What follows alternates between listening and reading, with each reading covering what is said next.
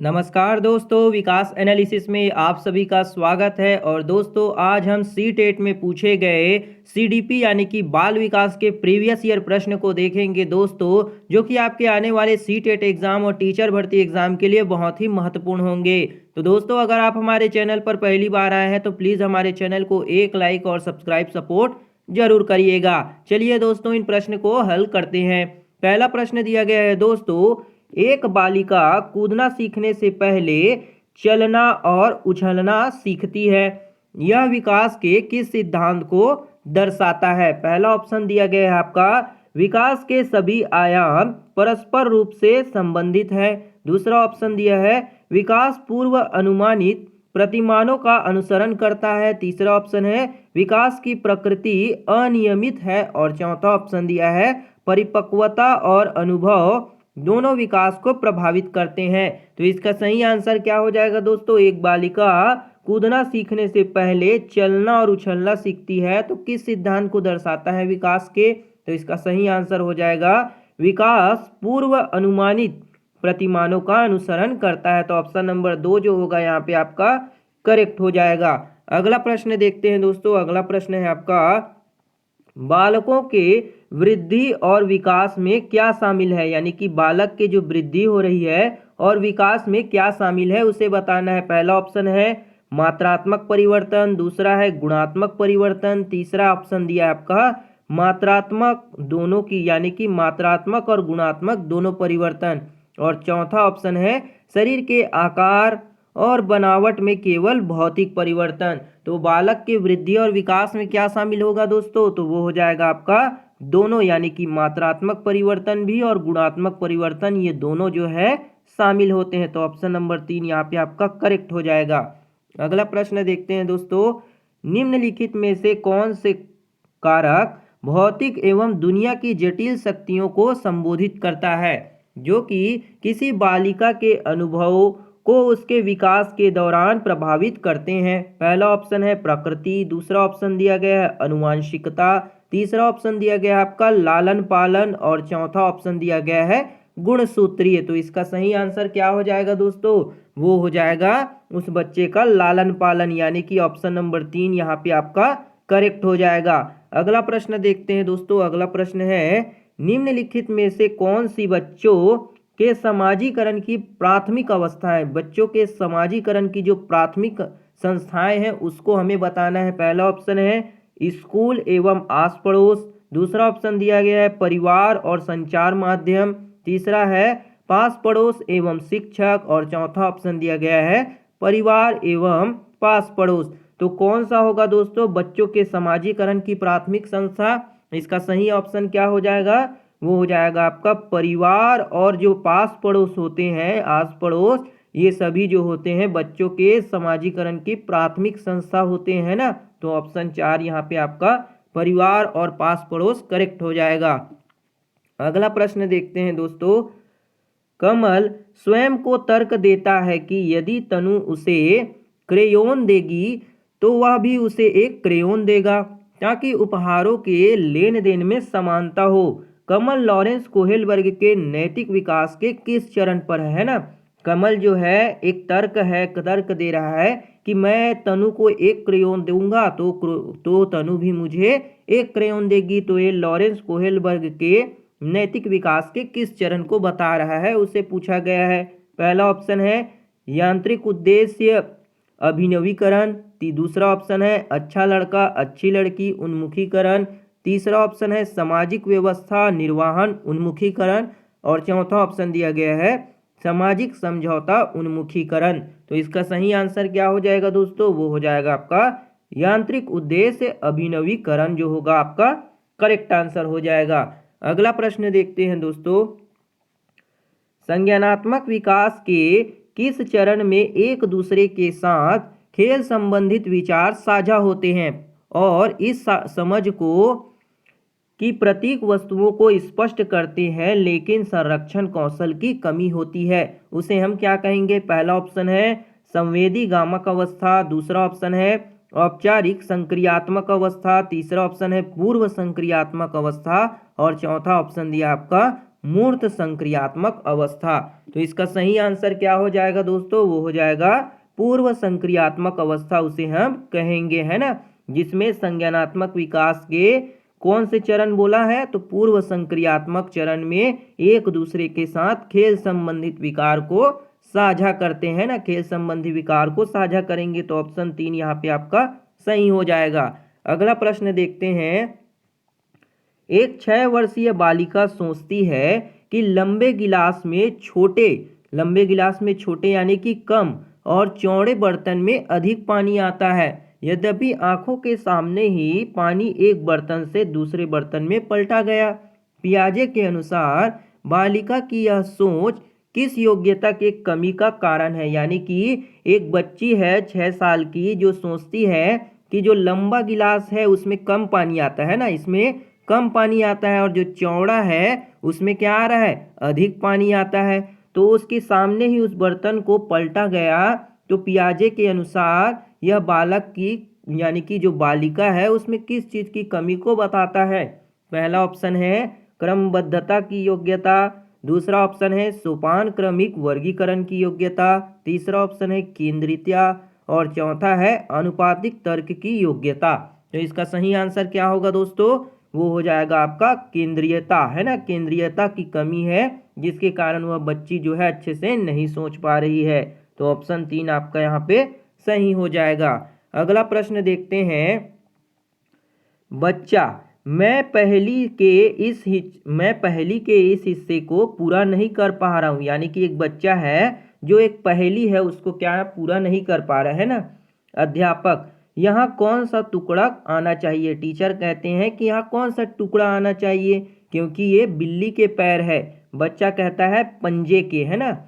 अध्यापक, सही कौन सा टुकड़ा सही है, कौन सा टुकड़ा पंजे जैसा दिखता है। अध्यापक ने कहा सही है, लेकिन कौन सा टुकड़ा जो है पंजे जैसा दिखता है। बच्चा ने कहा यह वाला, है ना। बच्चा बताता है कि ये वाला जो है वो पंजे जैसा दिख रहा है। उपयुक्त बातचीत में सामाजिक अंतःक्रिया की किस विशेषता पर प्रकाश डाला जा रहा है। पहला ऑप्शन दिया गया आपका, पहला ऑप्शन क्या दिया है, अवलोकनात्मक अधिगम, दूसरा है विवरणात्मक अधिगम, तीसरा है स्कैप फोल्डिंग, और चौथा है संज्ञानात्मक द्वंद्व। तो इसका सही आंसर क्या हो जाएगा दोस्तों, वो हो जाएगा आपका स्कैप फोल्डिंग। यानी कि बच्चे की मदद कर रहे हैं टीचर यहाँ पे कि यहाँ पे आपका सही जो है कौन सा आएगा, कौन सा चिन्ह जो होगा यहाँ पे आपका सही आएगा। तो स्कैप फोल्डिंग यहाँ पे आपका करेक्ट हो जाएगा। अगला प्रश्न देखते हैं।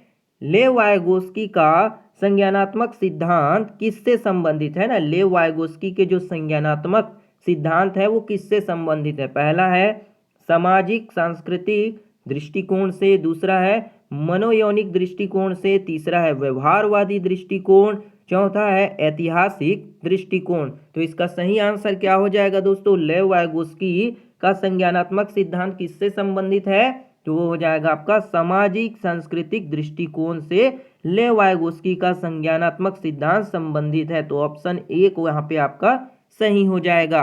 अगला प्रश्न देखते हैं। पियाजे के सिद्धांत पर आधारित एक रचनावादी कक्षा में बच्चे किस तरह से सीखते हैं। पियाजे का जो सिद्धांत है उस पर आधारित रचनावादी कक्षा में बच्चे कैसे सीखते हैं उसको पूछा गया है। पहला ऑप्शन, बच्चों को अनुसरण करके सीखते हैं। दूसरा ऑप्शन है नहीं, बच्चे जो हैं वो बड़ों का अनुसरण करके सीखते हैं। दूसरा ऑप्शन है बड़ों द्वारा, यानी कि ये बड़ों होगा दोस्तों, बड़ों लिखा गया है, बड़ों द्वारा की गई व्याख्याओं से सीखते हैं। तीसरा ऑप्शन है पुरस्कार हेतु सघन प्रयास से सीखते हैं। और चौथा ऑप्शन है आपका स्वतः स्फूर्त गतिविधियों से सीखते हैं। तो इसका सही आंसर क्या होगा दोस्तों, पियाजे के रचनावादी कक्षा में बच्चे कैसे सीखते हैं, तो वह स्वतः एवं स्फूर्त गतिविधि से सीखते हैं ना, स्वतः और स्फूर्त गतिविधि से सीखेंगे। ऑप्शन 4 यहाँ पे आपका करेक्ट हो जाएगा। अगला प्रश्न देखते हैं।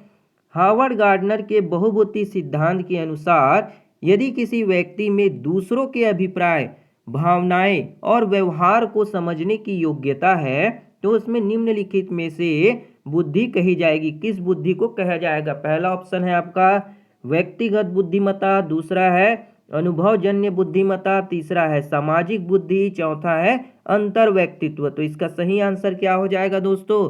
वो हो जाएगा आपका अंतर व्यक्तित्व, यानी कि ऑप्शन नंबर 4 यहाँ पे आपका करेक्ट हो जाएगा। अगला प्रश्न देखते हैं।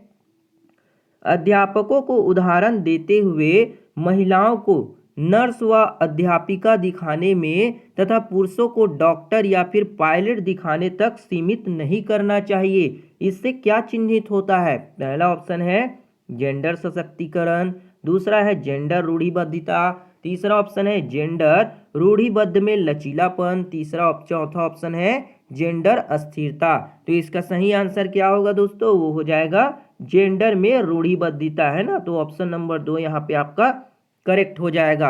अगला प्रश्न देखते हैं दोस्तों। अगला प्रश्न है आपका कथन और कारण दिया है, जिसमें कथन में कहा गया है बच्चों के भाषाई विकास के लिए प्राथमिक स्तर की कक्षाओं में मुद्रित सामग्री समृद्ध परिवेश आवश्यक है ना। मुद्रित सामग्री जो है वो समृद्ध करना जरूरी है। कारण है भावनाओं की अधिगम में महत्वपूर्ण भूमिका है। तो हमें सही विकल्प का चुनाव करना है। तो यहाँ पे दोस्तों आपका दोनों कथन जो है सही कहा गया है, लेकिन जो कारण कहा गया है वो जो हमारे कथन का सही व्याख्या नहीं कर पा रहा है। तो यहाँ पे आपका ए और दोनों तो सही हो जाएंगे, लेकिन जो कारण दिया गया है वो सही व्याख्या नहीं कर रहा है ना। तो ऑप्शन नंबर यहाँ पे आपका 2 जो होगा करेक्ट हो जाएगा। अगला प्रश्न देखते हैं दोस्तों। अगला प्रश्न है आपका जब हरजोत को अपने प्रदत्त कार्य में सितारा नहीं मिलता है ना, स्टार नहीं मिलता, तो वह बहुत परेशान हो जाती है। जब उसको कोई काम दिया जाता है और उसको पूरा करती है तो स्टार नहीं मिलता है। अपने काम के संदर्भ में दी गई किसी भी आलोचनात्मक टिप्पणी के प्रति वह रक्षणात्मक रुख अपनाती है। इस संबंध में निम्नलिखित में से कौन सा उपागम सबसे अधिक प्रभावकारी होगा? पहला ऑप्शन है उसे रचनात्मक प्रतिपुष्टि देना और अपना काम दोहराने के लिए कहना। दूसरा ऑप्शन है यह सुनिश्चित करना कि उसे उसके हर प्रदत्त कार्य में सितारा मिले जिससे वह परेशान न हो।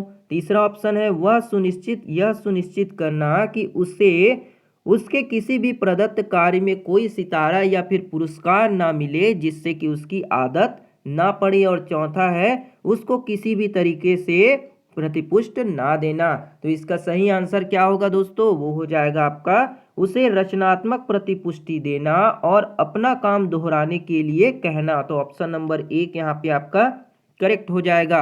अगला प्रश्न देखते हैं।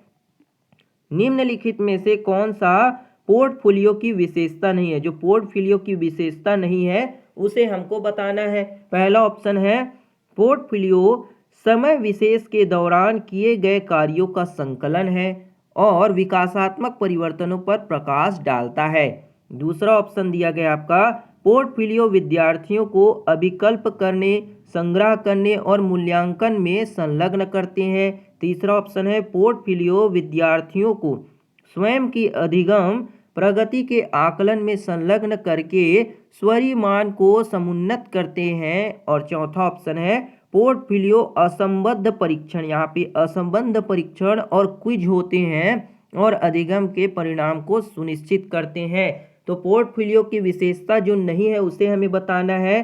तो यहाँ पे ऑप्शन 1 तो पोर्टफोलियो की विशेषता है, दूसरा भी विशेषता है, तीसरा भी आपका पोर्टफोलियो की विशेषता है। लेकिन फोर्थ ऑप्शन में आपका कहा गया है कि पोर्टफोलियो में असंबद्ध परीक्षण और क्विज होते हैं। तो यही जो है दोस्तों हमारा करेक्ट आंसर हो जाएगा, है ना। जो कि हमें इसकी विशेषता नहीं है पूछा है, तो यही जो है पोर्टफोलियो की विशेषता नहीं होगा।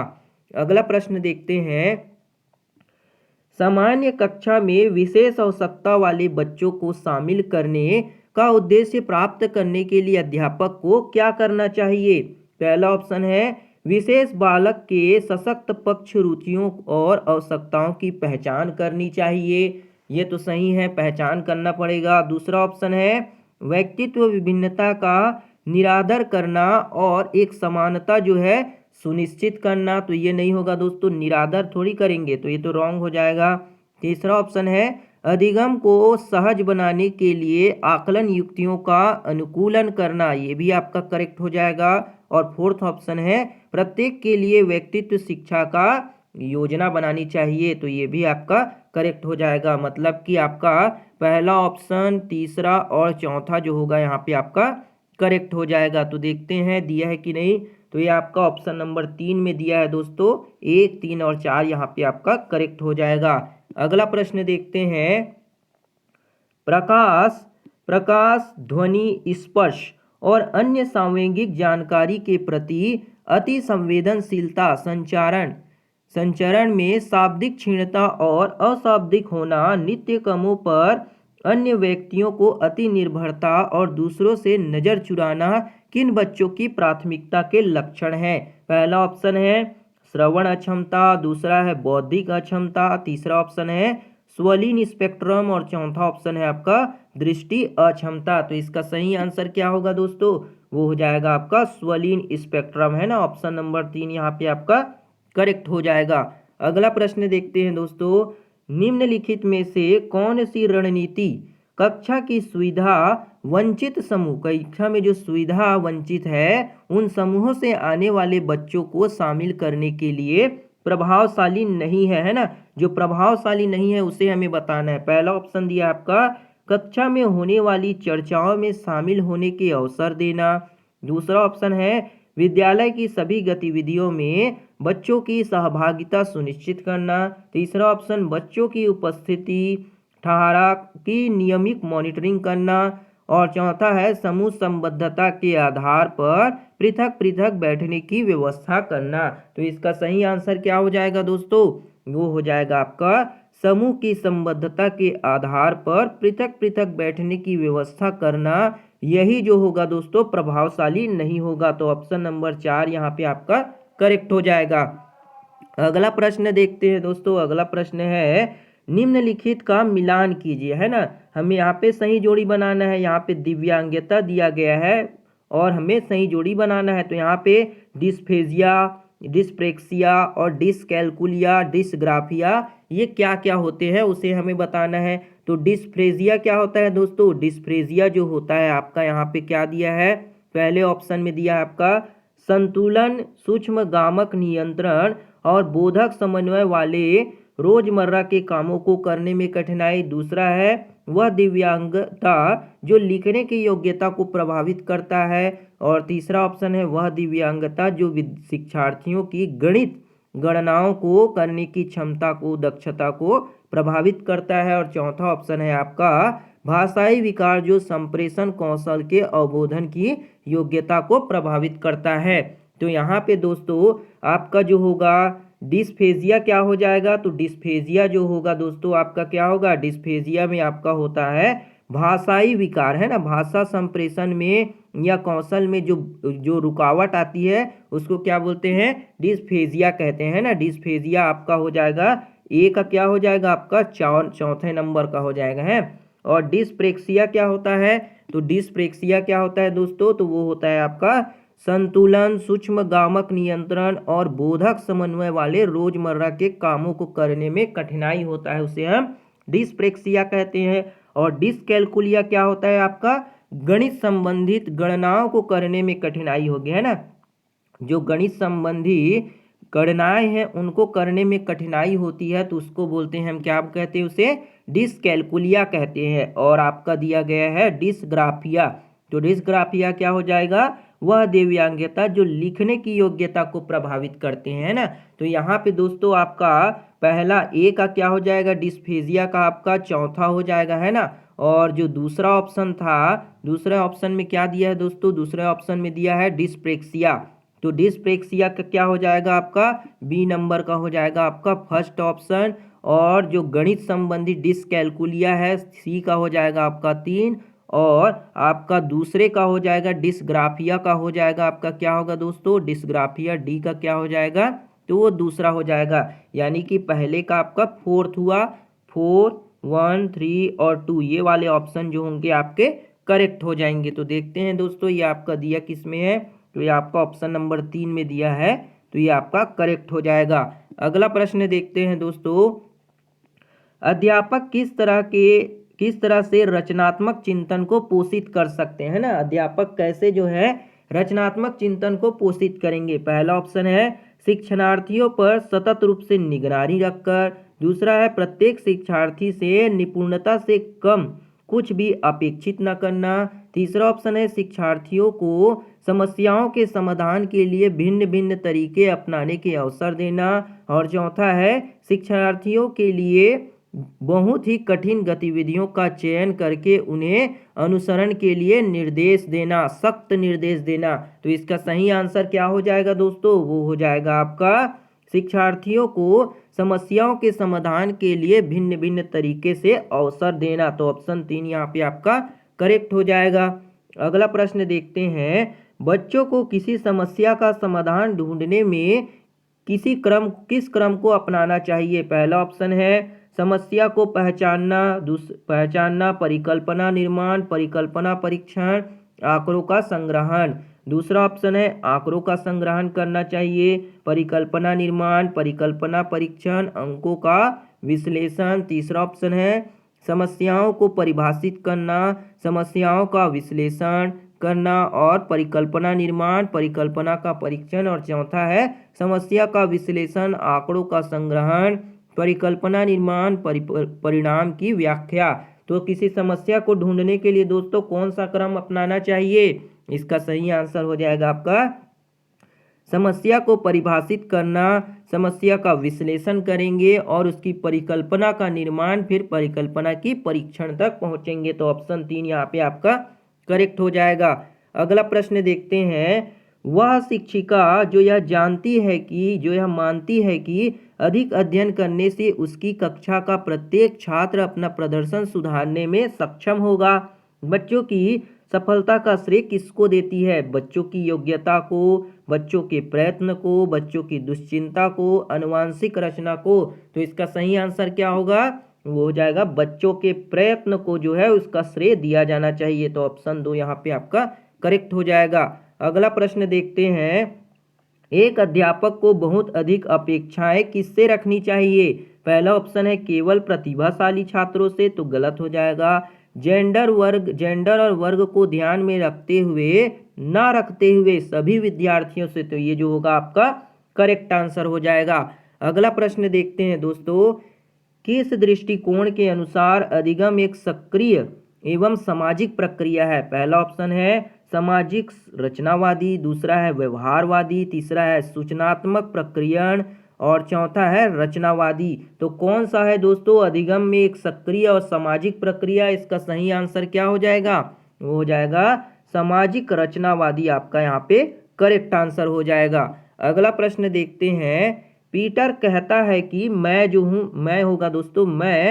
असफल हूँ क्योंकि मैं मूर्ख हूँ और इसका मतलब है कि मैं हमेशा असफल ही हो जाऊंगा। यह क्या दर्शाता है। पीटर जो है एक छात्र है, वो कहता है कि मैं असफल हूँ, है ना, वह असफल है क्योंकि वह बहुत ही मूर्ख है। इसका मतलब है कि वह हमेशा ही असफल होगा। तो यह किस चीज को दर्शाता है, अपसारी चिंतन, स्व साक्षात्कार, उपलब्धि अभिप्रेरणा, सीखी गई निसहायता। तो इसका सही आंसर क्या होगा, वो हो जाएगा सीखी गई निसहायता, जो होगा आपका करेक्ट आंसर हो जाएगा। अगला प्रश्न देखते हैं, राष्ट्रीय शिक्षा नीति एनईपी 2020 के अनुसार प्रयोग को प्रोत्साहित करने के लिए क्या करना चाहिए। पहला ऑप्शन है कंठस्थीकरण, प्रत्यय स्मरण, दूसरा है कंठस्थीकरण, समालोचनात्मक चिंतन, तीसरा ऑप्शन है अनुभव जनित अधिगम और समालोचनात्मक चिंतन और चौथा है अनुभव जनित अधिगम और प्रत्यय स्मरण।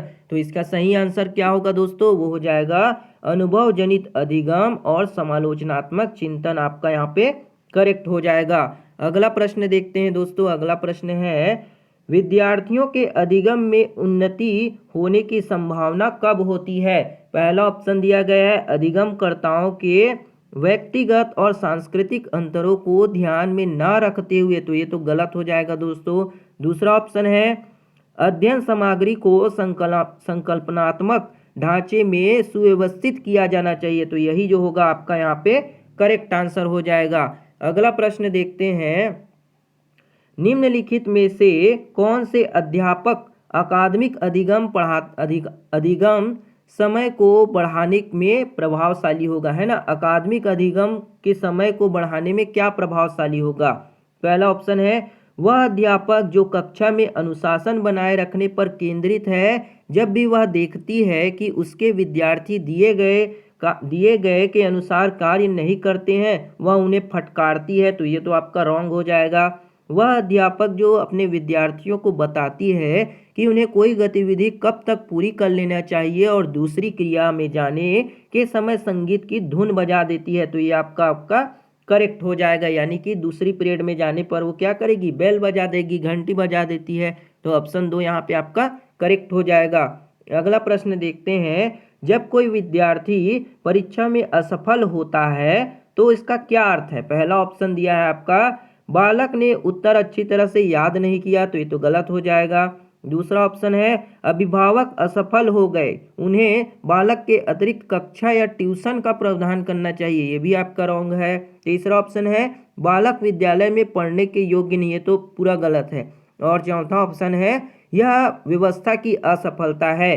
तो विद्यार्थी जो है परीक्षा में असफल हो रहा है, इसका मतलब ये है कि जो व्यवस्था है उसकी असफलता है ना। तो ऑप्शन 4 यहाँ पे आपका करेक्ट हो जाएगा। अगला प्रश्न देखते हैं, अभिकथन दिया है विद्यार्थियों को अर्थ ग्रहण करने में अपनी स्वाभाविक रुचियों को पोषित करने के लिए अवसर मिलने चाहिए, जैसे कि तरह तरह की वस्तुओं का उपयोग करना, प्रयोग एवं परीक्षण करना, ब्रेनस्टॉर्मिंग करना और परिचर्चाएं करना। कारण कहता है अधिगम की प्रकृति क्रियाशील और सामाजिक है, तो हमें सही विकल्प का चुनाव करना है। तो यहाँ पे दोस्तों जो कथन में कहा गया है, सही बात कहा गया है कि विद्यार्थियों को अर्थ ग्रहण करने में अपनी स्वाभाविक रुचियों को पोषित करने का अवसर दिया जाना चाहिए और तरह तरह की वस्तुओं का उपयोग करना चाहिए, है ना।